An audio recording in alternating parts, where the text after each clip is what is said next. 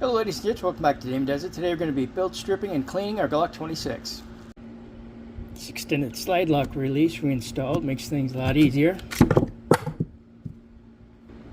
Just going to remove our guide rod spring by lifting and dropping out. We're now going to remove the barrel.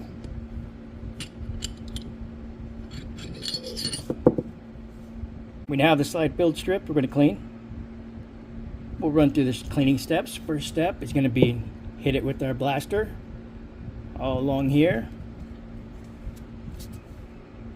Then going to take our Otis brush and go along in all the channels. We're then going to spray with our oil down here on the sides, let it drip down, avoiding the firing pin area.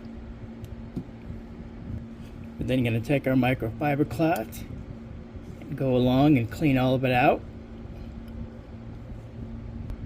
Once we're satisfied it's clean, we're going to take a cleaning patch, put oil on it, and go along inside the channels.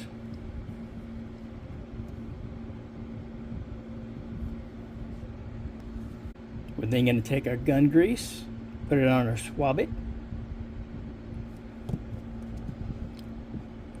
and run along the slide here, get in there.